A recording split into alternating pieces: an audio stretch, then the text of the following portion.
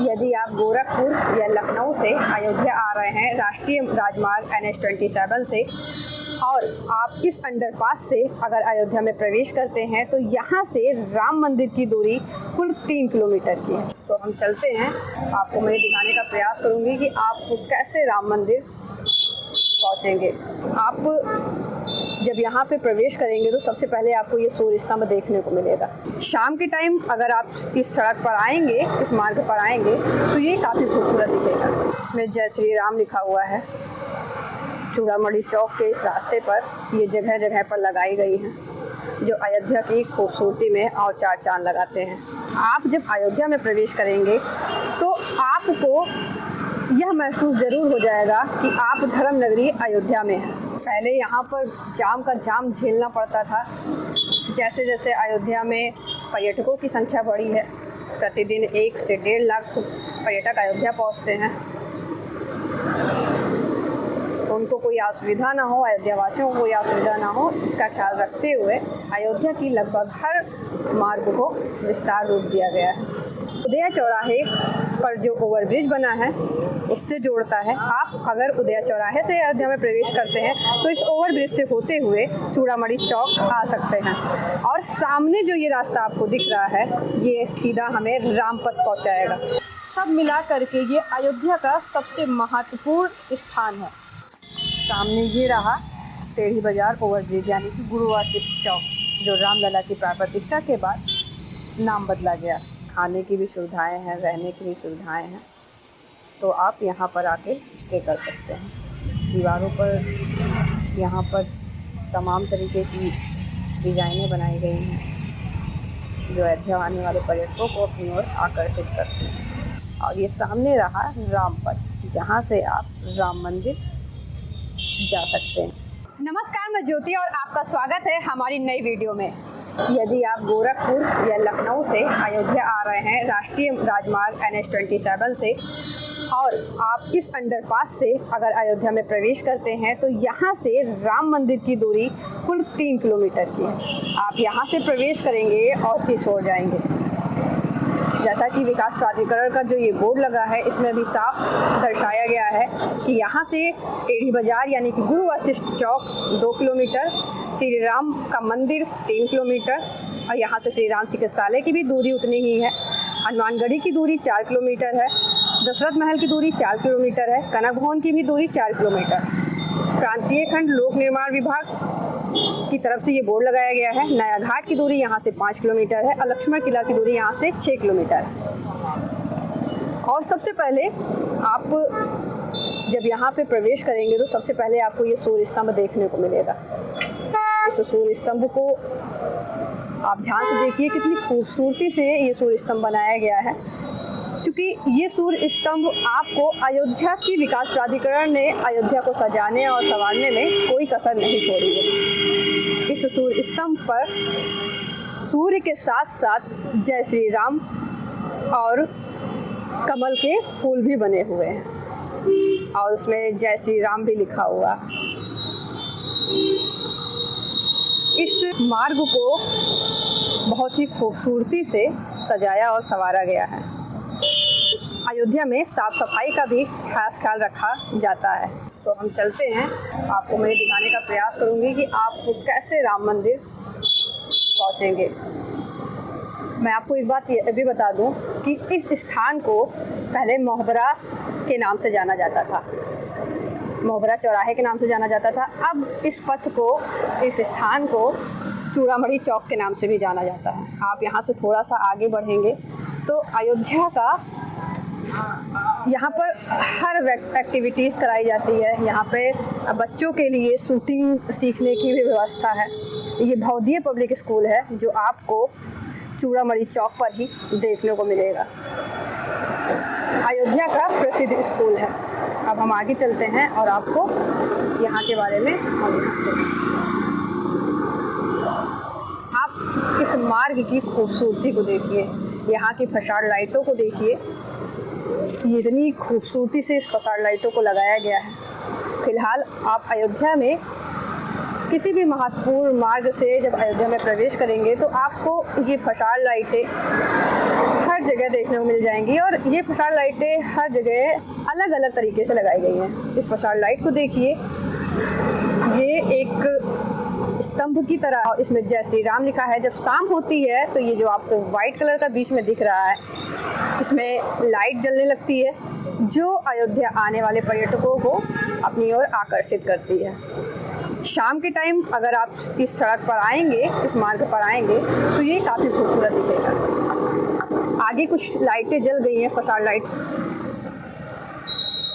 रामलला का मंदिर बनने के बाद, उनकी प्राण प्रतिष्ठा के बाद अयोध्या बदल गई है, अयोध्या विकास की ओर अग्रसर है। इस पथ पर आपको तमाम होटल भी देखने को मिल जाएंगे। आप देखिए, यहाँ पे फसाड लाइटें को देखिए, ये कितनी खूबसूरत लग रही हैं। इसमें जय श्री राम लिखा हुआ है। चूड़ामणि चौक के इस रास्ते पर ये जगह जगह पर लगाई गई हैं, जो अयोध्या की खूबसूरती में और चार चांद लगाते हैं।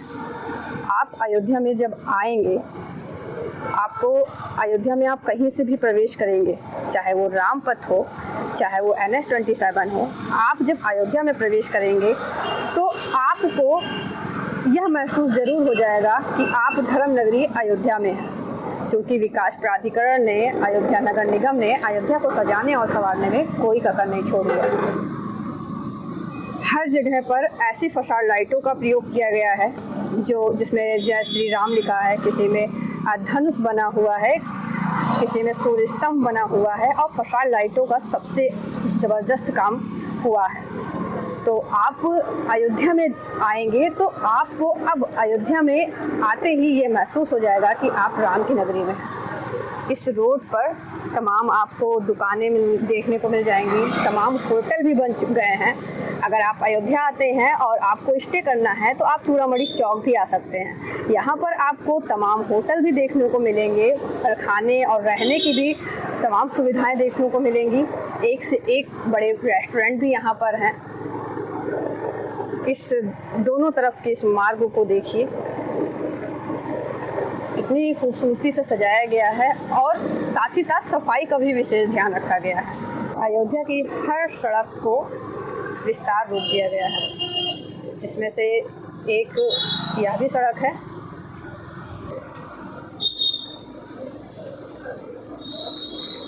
पहले यहाँ पर जाम का जाम झेलना पड़ता था।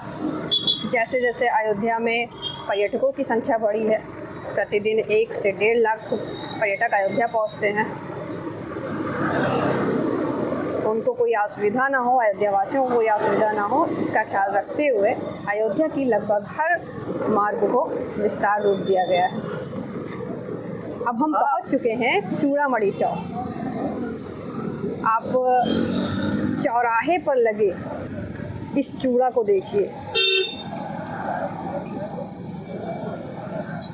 इसको विकास प्राधिकरण ने कितनी खूबसूरती से बनाया है। आपको मैं दिखाने का प्रयास करती हूँ। इस चूड़े की खूबसूरती देखिए। अगर आप इसको ध्यान से देखेंगे तो इसमें राम राम लिखा हुआ है, जो आपको अयोध्या में होने की अनुभूति कराता है। चूड़ामणि चौक के इस तरफ जो मार्ग आपको दिख रहा है, ये पंचकोसी परिक्रमा मार्ग है, और चूड़ामणि चौक के इस तरफ भी एक मार्ग गया हुआ है, यह भी पंचकोसी परिक्रमा मार्ग है। उदया चौराहे पर जो ओवरब्रिज बना है उससे जोड़ता है। आप अगर उदया चौराहे से अयोध्या में प्रवेश करते हैं तो इस ओवरब्रिज से होते हुए चूड़ामणि चौक आ सकते हैं। और सामने जो ये रास्ता आपको दिख रहा है, ये सीधा हमें रामपथ पहुंचाएगा।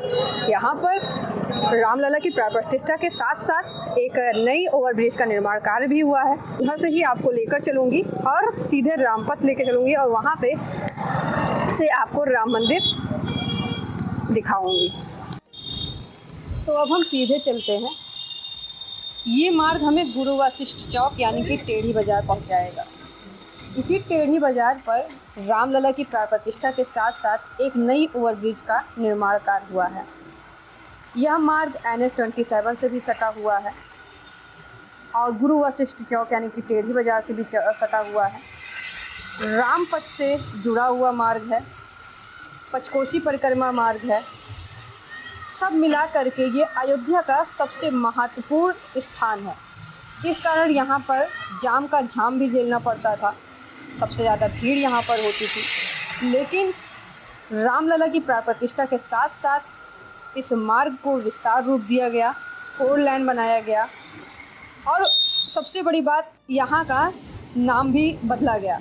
पहले इसे मोहबरा चौराहे के नाम से जानते थे, इसके बाद इसे चूड़ामणि चौक के नाम से जानते हैं। तो अयोध्या में विकास के साथ साथ अयोध्या वासियों को और यहाँ आने वाले पर्यटकों को जाम के झाम से भी निजात मिली है। इस खूबसूरत मार्ग से होते हुए हम टेढ़ी बाज़ार ओवरब्रिज पर पहुँच चुके हैं। सामने ये रहा टेढ़ी बाज़ार ओवरब्रिज, यानी कि गुरु वासिष्ठ चौक, जो रामलला की प्राण प्रतिष्ठा के बाद नाम बदला गया। पहले इसे टेढ़ी बाज़ार के नाम से जानते थे।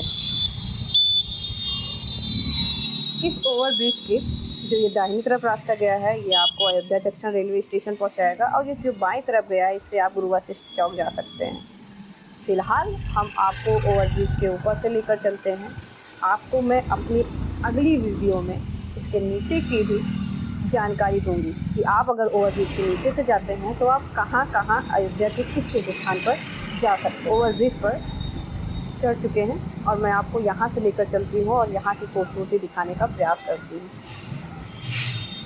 अगर आप अयोध्या रामलला की प्राण प्रतिष्ठा के बाद नहीं आए होंगे तो आप मेरी इस वीडियो को देखकर आश्चर्यचकित हो जाएंगे कि अयोध्या इतनी बदल गई।